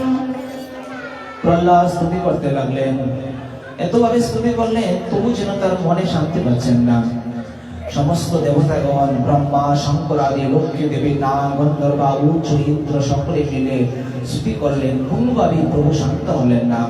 প্রহ্লাদের স্তুতিতে শান্ত হলেন, তবু প্রহ্লাদ শান্ত হলেন না। প্রহ্লাদ আবার স্তুতি করতে লাগলেন, ব্রহ্মাদয় সুরগণামনয়নতং শ্রদ্ধা সতিবিতানমতয়ং বসন্তং প্রবাহয়ে নরাদ্রিতং পুরগুণায়ং দনাতি বিম্বয়ং কিম দষ্টমূর্তিং স্বামী পরিরুদ্রপজায়তে। যেমন করে সমস্ত ভয়ভীত হয়ে গেলেন, প্রহ্লাদ শান্ত হলেন। প্রহ্লাদকে যখনই প্রহ্লাদ আবার স্তুতি করলেন তখন বিষ্ণুদেব শান্ত হলেন। শান্ত হয়ে প্রহ্লাদকে কুলে তুলে নিলেন, অজস্র চুম্বন দান করলেন। প্রহ্লাদের চুম্বন দ্বারা প্রহ্লাদের স্তুতিতে বিষ্ণুদেব শান্ত হলেন। শান্ত হওয়ার পরে বলতে লাগলেন যে প্রভু, আমি অসুর ভালো, দৈত্য ভালো, আমার না অক্ষর জ্ঞান, না শাস্ত্র জ্ঞান, না কোনো জ্ঞান আছে, আমার তো কিছুই নাই। তথাপি তোমার শক্তিতে আমি শক্তিমান, আমি ভক্তিহীন, আমি কুলের কোনো গর্ব নাই, আমার কুল সবচেয়ে নিচু কুল। তথাপি তুমি আমাকে কৃপা করে দর্শন দিয়েছো, কৃপা করে আমার বাবাকে নিধন করেছো। তোমার কাছে আমার একটাই প্রার্থনা প্রভু, তুমি আমার বাবাকে উদ্ধার করো। প্রহ্লাদ যখন তার বাবাকে উদ্ধারের জন্য বলতে লাগলেন তখন নিঃসন্দেহে বলতে লাগলেন, প্রহ্লাদ, হে প্রহ্লাদ, তুমি শোনো, তুমি কি মনে করেছো আমাকে যে দর্শন করবে, আমাকে যে স্পর্শ করবে, আমাকে যে প্রণাম করবে, আমি যাকে আমার হাতে যে মৃত্যুবরণ করবে, তারা সবাই তো আমার চরণেই প্রাপ্ত হবে। তুমি বেকার কামকা কেন চিন্তা করছো? যাও, তুমি চিন্তা করো না, তোমার বাবাকে উদ্ধার তো করবো, এমনকি অসুর রাক্ষস জাতিকে আমি উদ্ধার করে দেব। একমাত্র কার শক্তিতে জানো? একমাত্র তোমার শক্তিতে, তুমি চিন্তা করো না।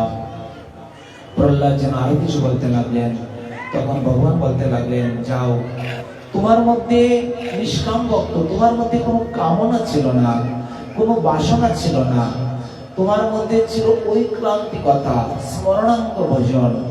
এই জন্যই আমি তোমাকে বলছি, তুমি এই ৯টি অঙ্গ তুমি শ্রবণ কীর্তনম বিষ্ণু স্মরণম পাদ সেবনম অর্চনম বন্দনম দাসম সঙ্গ আত্মনিবেদনম, এই ৯টি অঙ্গ তুমি যথাযথভাবে তুমি যাচনা করতে পারবে। আর এর সাথে সাথে আমি তোমাকে বললাম, তুমি তোমার বাবার উদ্দিষ্টি ক্রিয়া আদি সমস্ত কিছু করো, তারপরে তুমি রাজ্য সিংহাসনে বসো, এটাই আমার অভিপ্রায়। বলছেন, প্রভু, যা তোমার আদেশ, তুমি ব্যতীত তো আমি কিছু নয়, তোমার কৃপা ব্যতীত কিছুই নয়। প্রহ্লাদের বাবা নিধন হয়েছে, ভগবান বিষ্ণুদেব তাকে শান্ত করেছেন। বাবা অসুর হোক, বাবা বাধা দেব, তবু তো বাবা, সন্তানের কর্তব্য বাবা মার মঙ্গল বিধান করা। এই জন্য এখানে শাস্ত্রে বলছেন, তুমি ভজন করো, সাধন করো, কোনো আপত্তি নাই, করো না তাও কোনো আপত্তি নাই। কিন্তু যদি তোমার সন্তান, তোমার স্ত্রী, তোমার কেউ আত্মীয় স্বজন করতে চায়, তাকে দু হাত করে তুমি ঢেলে দাও, আরো করো, আমি তোমাকে সার্বিকভাবে সহায়তা বা সাহায্য করব। প্রহ্লাদ কে বলতে লাগলেন, দেখো, আমার কোনো দুঃখ ছিল না, যখন তোমার উপর হাত তুললো তারপরে আমি তাকে কিভাবে নিধন করবো এই পথে প্রচেষ্টায় ছিলাম। যখনই তার পাপ করতে করতে পাপের ঘোড়াটা পূরণ হয়ে গেল, তখনই আমি আসলাম, এসে আমি তোমাকে রক্ষা করলাম। যাও, আমার হাতে তোমার বাবা নিধন হয়েছে, সে আমার চরণেই প্রাপ্ত হয়েছে, তুমি চিন্তা করো না। জয় জয় শ্রী রাধে শ্যাম। যদি পারো তুমি এক অঙ্গ একঙ্গ সাধে কিবা সাধে বহু অঙ্গ নিষ্ঠা হইলে উপজয় প্রেমেরই তরঙ্গ। তুমি একটা অঙ্গ কি উজাজন করে যাও, তাহলে তোমার হবে। দেখো এখানে আরো শিক্ষা দিলেন, নববিধা অঙ্গের মধ্যে খুব সুন্দর শিক্ষা। নববিধা অঙ্গ নিয়ে পাঠ করলে অনেকদিন চলে যাবে, আমাদের বিভিন্ন জায়গা থেকে অধ্যয়ন হচ্ছে। যাই হোক, সব প্রভুর ইচ্ছা। বলছি দেখো 9টি অঙ্গের মধ্যে এখানে বর্ণন করলেন। শ্রবণে পরীক্ষিত, ভাগ্য শ্রবণ করে একমাত্র। দেখুন নববিধা অঙ্গের মধ্যে প্রধান অঙ্গ কি অঙ্গ বলুন, কি অঙ্গ? 9টি অঙ্গ যে প্রতিদিন বলে যাচ্ছি, 9টি অঙ্গের মধ্যে প্রধান অঙ্গ কোনটা? শ্রবণ অঙ্গ। বলতে তো দেরি করলে হয়, তাহলে পাঠের মধ্যে বৃতায় হয়ে গেল। বলছে রাজামশাই, পণ্ডিত গেলেন, পণ্ডিতকে বলতে লাগলেন, রাজামশাই আপনার রাজবাড়িতে একটু পাঠ করতে চাই। বলছে করো, যদি বুঝাতে পারো তোমাকে অর্ধেক রাজ্য দিয়ে দেবো। যদি প্রশ্নের উত্তর না দিতে পারি তাহলে এটাও তো দিতাম। এই জন্য সময় সময় একটু বলতে হয়। শ্রবণ নববিধা অঙ্গের মধ্যে প্রধান অঙ্গই হলো শ্রবণাঙ্গ বচন। মানে প্রথমেই বলছে যতই তুমি শ্রবণ করবে ততই মঙ্গল হবে। এই জন্য শ্রবণই মুখ্য অঙ্গ। এই জন্য এখানে বলছেন, প্রহ্লাদকে বলতে লাগলেন, এক অঙ্গ সাধে কিবা সাধে বহু অঙ্গ নিষ্ঠা হইল উপজয় প্রেমেরই তরঙ্গ। একটা অঙ্গ প্রথম হচ্ছে শ্রবণাঙ্গ। শ্রবণাঙ্গে পরীক্ষিত ভগবানকে লাভ করেছেন একটাই, যে ওনার উদ্দেশ্য ছিল আমি শ্রবণ করবো, আর কিছু কর্ম করবো না। এই শ্রবণ করতে করতে ভগবানকে লাভ করলেন। দ্বিতীয় হচ্ছে কীর্তন অঙ্গ।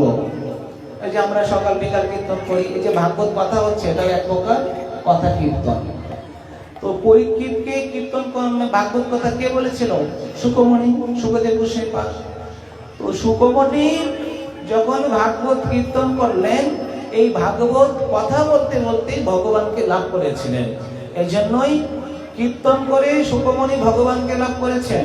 স্মরণ করে, আগে বলেছিলাম ভগবানকে একটু স্মরণ করবেন। ভগবানের অঙ্গ কেমন, ভগবানের বদন কেমন, ভগবানের চরণ কেমন, ভগবানের গলায় কি মালা আছে। যখন আপনি এইগুলো চিন্তা করবেন, তখনই হয়ে যাবে স্মরণাঙ্গ ভজন। এই স্মরণাঙ্গ ভজন করতে করতে প্রহ্লাদ ভগবানকে লাভ করেছিল। এবার ঠাকুরের চরণে তুলসী দেওয়া, এটাও একটা অঙ্গ। ঠাকুরের চরণে প্রতিদিন তুলসী দেওয়া। এই ঠাকুরের চরণে তুলসী দিতে দিতে ভগবানকে লাভ করেছিলেন পৃথু মহারাজ। বন্দন সর্বদা ভগবানের বন্দন করতেন, মানে ভগবানের কীর্তন করতেন।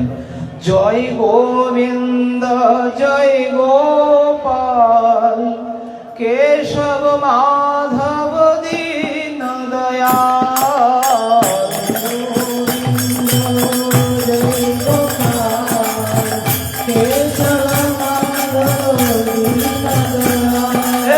জয় গোবিন্দ জয় গোপাল কেশব মাধব দীন দয়াল।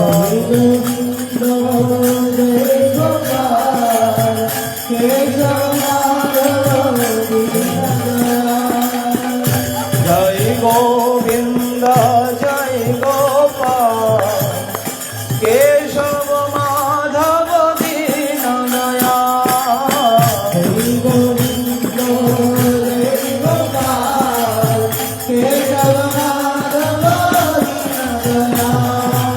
এরকম ভাবে মানে অক্রু যখন বৃন্দাবনে গেলেন মথুরা থেকে, তখন তার একটাই পথ ছিল জয় গোবিন্দ জয় গোপাল কেশব মাধব দীন দয়াল। এই বন্ধন মানে ভগবানের কীর্তন করতে করতে, বন্দনা করতে করতে ভগবানকে লাভ করেছেন। লক্ষ্মী দেবী সাক্ষাৎ চরণ সেবা করে ভগবানকে লাভ করেছেন। হনুমান, প্রভু আমার চরণের দাস, তুমি যদি আমাদের রক্ষা করো। এই যে হনুমান তার দাসত্ব ভাবে ভগবানকে লাভ করেছেন। অর্জুন আর ভগবান কি ছিল? পার্থ সারথী, বন্ধু ছিল, মিত্র, সখা। পার্থ, অর্জুন ভগবানকে সখা রূপে ভালোবেসেছেন। এই বন্ধুত্ব ভাবে অর্জুন ভগবানকে লাভ করেছিলেন।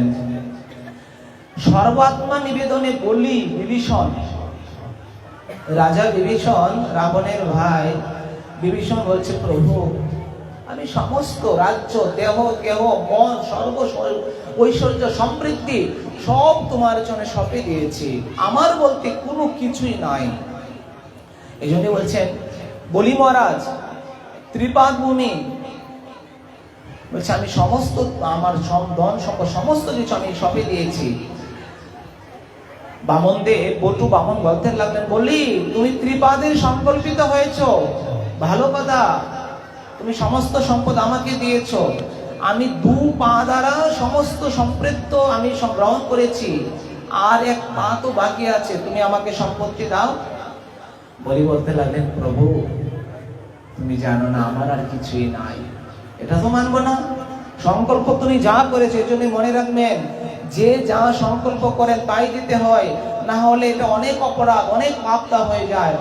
বলি বললেন ত্রিপাদ ভূমি, কিন্তু বলি 2 পা দিতে দিতে সমস্ত কিছু শেষ।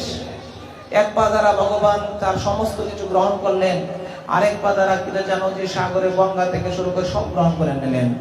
বলি করজোড়ে বলতে লাগলেন, প্রভু আমার বলতে তো আর কিছুই নাই, তোমাকে কি দেবো, আমার আর কিছু নাই, আমার দেওয়ার মতো কিছু আছে, তুমি তো সর্ব সমৃদ্ধি মালিক, বিশ্ব ব্রহ্মাণ্ডের মালিক তুমি, তোমাকে আমি কি দেব, তুমি তো আমাকে দেবে।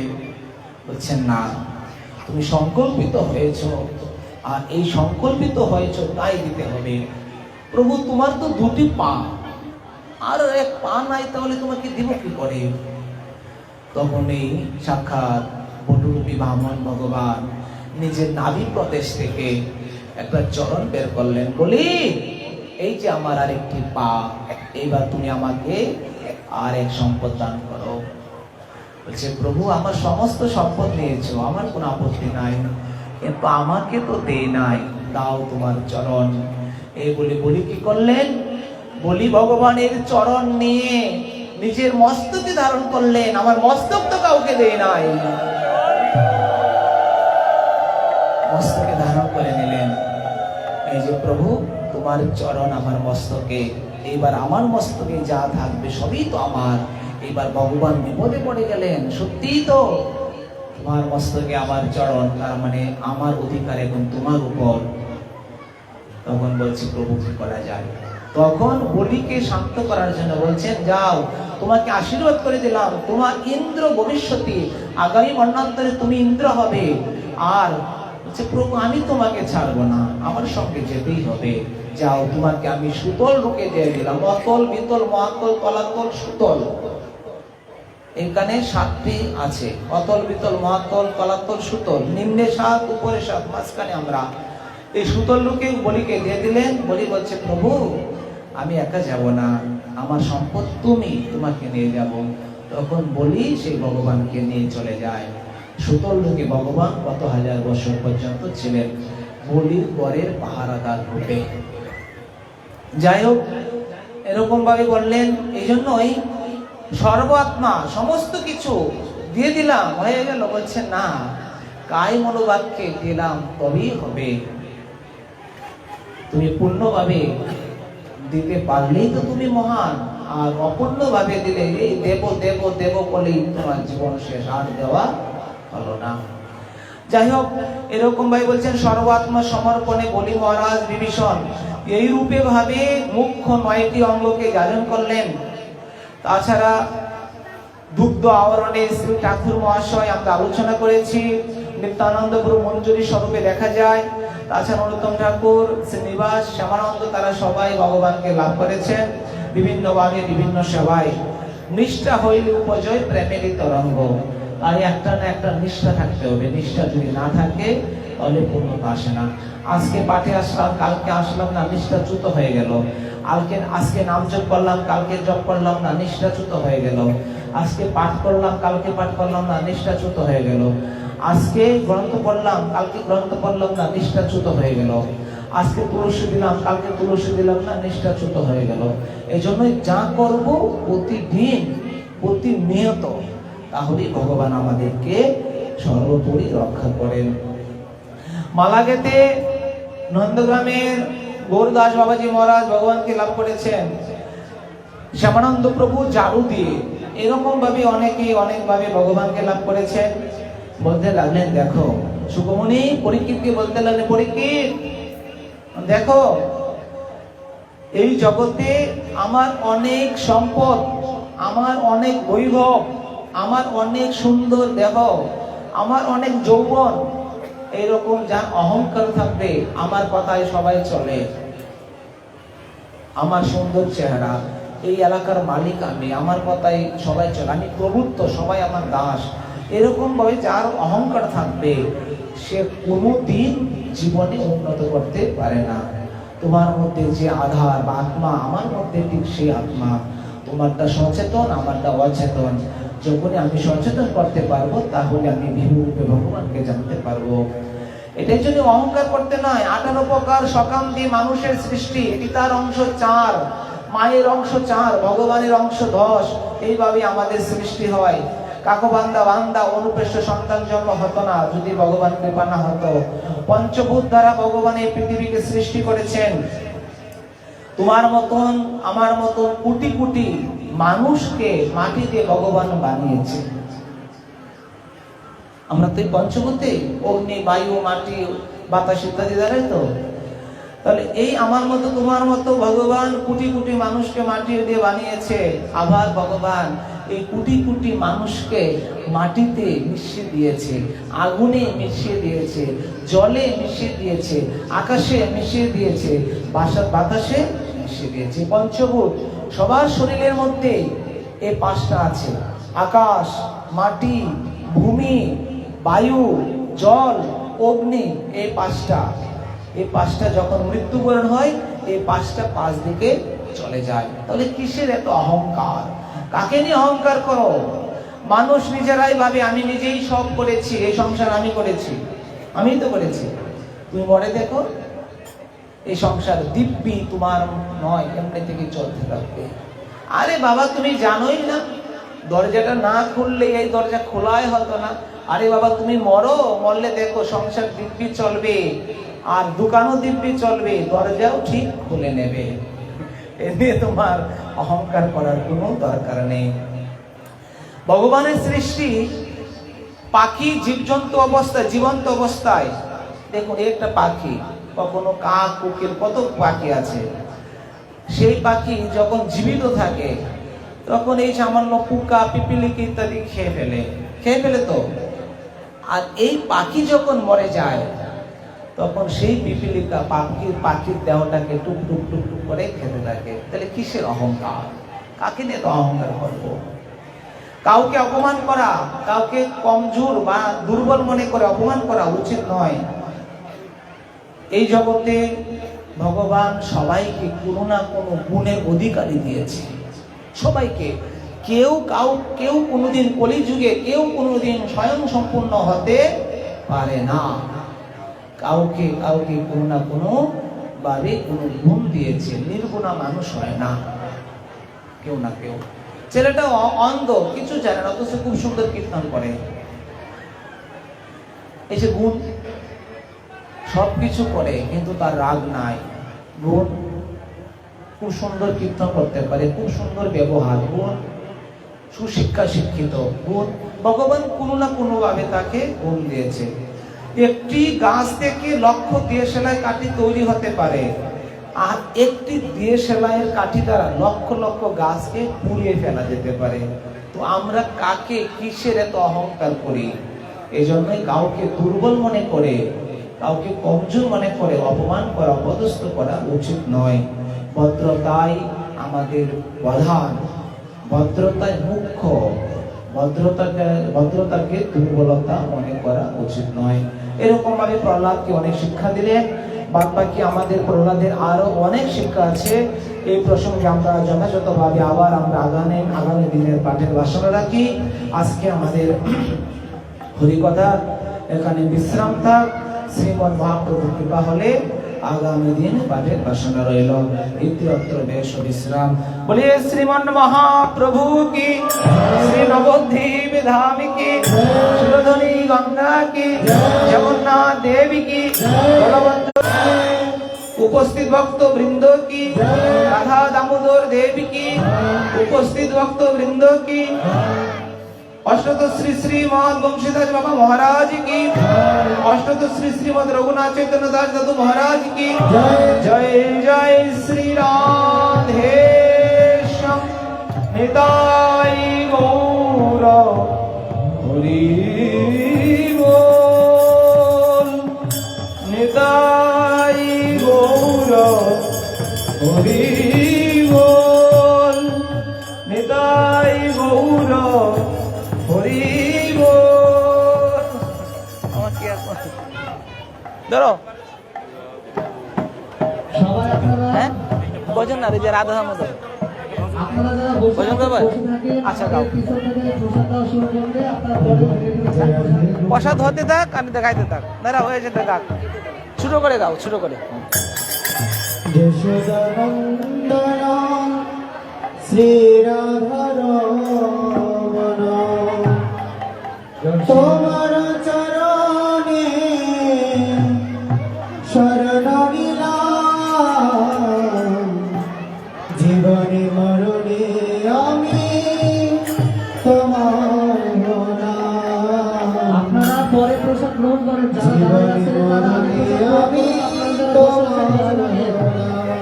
এই যাও যেতে থাক যশোদানন্দন শ্রী রাধারমণ,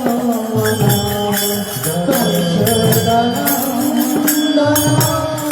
শ্রী রাধারমণ, তোমার চরণে শরণ নিলাম, জীবনে মরণে আমি তোমার গোলাম, জীবনে মরণে আমি তোমার গোলাম।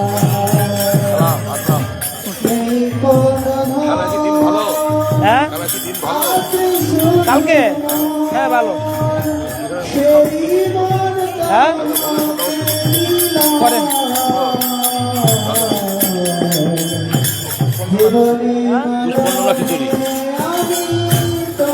পূর্ণ দেন এখানে ভাগবতে তুলসী মালা চন্দন পত্রবাস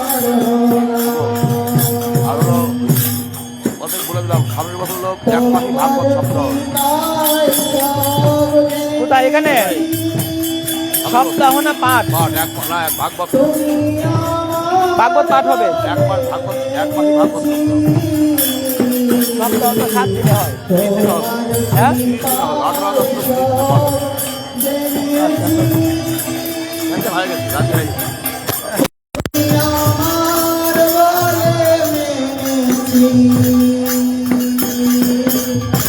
সবকিছু হারিয়ে তাই শুধু তোমারে, সবকিছু হারিয়ে তাই শুধু তোমারে, তোমার চরণে সব সবিলাম, জীবনে মরণে আমি তোমার গোলাম, জীবনে মরণে আমি তোমার গোলাম। কত জনমের সাথ ছিল মনে, তোমায় ভরিব এই জীবনে, কত জনমের সাথ ছিল মনে, তোমায় ভরিব এই জীবনে, উড়াইতে আশা নিয়ে ভালোবাসা, উড়াইতে আশা নিয়ে ভালোবাসা, সে আশাতে সব হারা জীবনে মরণে আমি তোমার গোলাম, জীবনে মরণে আমি তোমার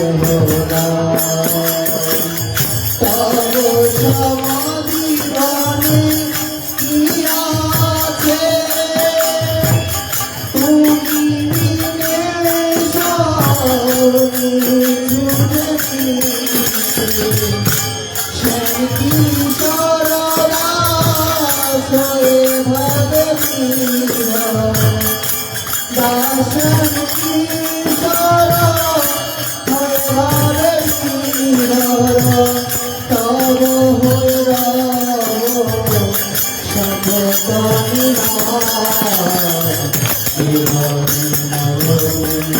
আমি তোমার জীবন মরণে আমি তোমার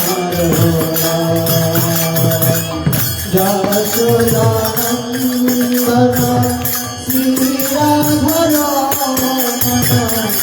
যশোদানন্দন শ্রীরাধর তোমার শরণে শরণ বিনা জীবনে মরণে আমি তোমার হলাম জীবনে মরণে আমি তোমার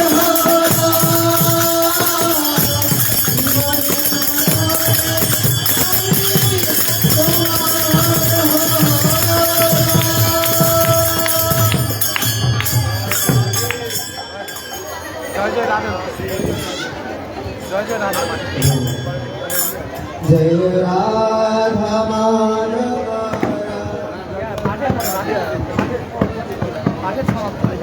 জয় জয় রাধে কৃষ্ণ গোবিন্দ জয় জয় রাধে কৃষ্ণ গোবিন্দ জয় জয় রাধে কৃষ্ণ গোবিন্দ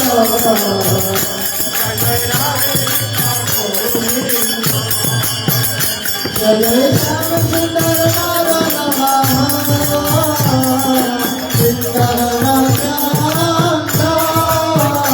জয় জয় শ্যাম সুন্দর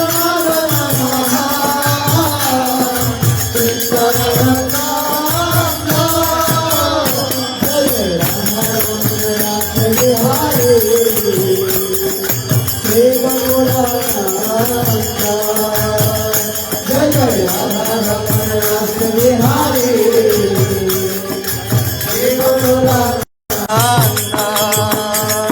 जय जय राधा कांत राधा वीणा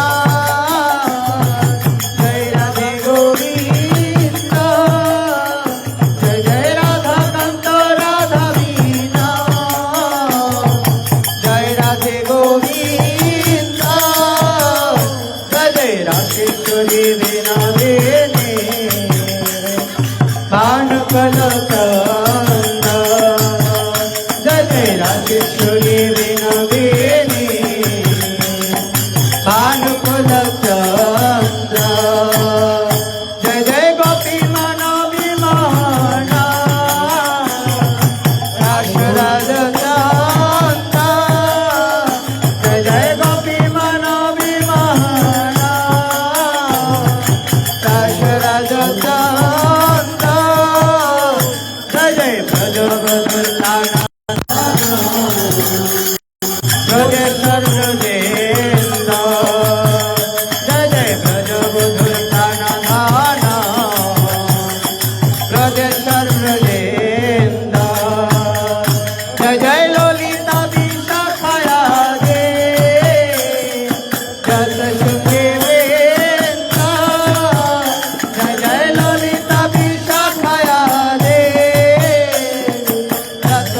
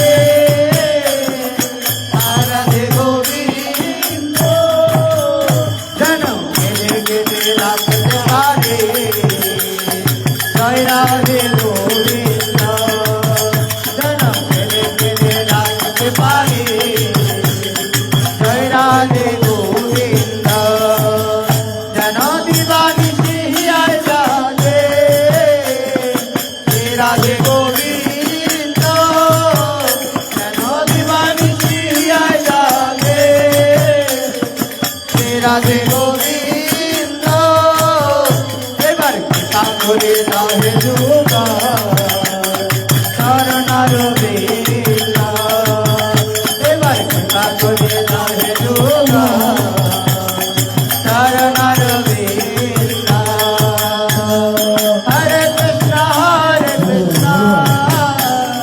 কৃষ্ণ কৃষ্ণ হরে হরে হরে রাম হরে রাম हरे हरे हरे कृष्णा कृष्ण कृष्ण हरे हरे हरे राम राम राम हरे हरे हरे कृष्णा कृष्ण कृष्ण हरे हरे हरे राम राम राम हरे हरे हरे कृष्णा कृष्ण कृष्ण हरे हरे हरे राम राम राम हरे हरे कृष्णा कृष्ण कृष्ण हरे हरे हरे राम राम राम हरे हरे कृष्ण कृष्ण हरे हरे हरे राम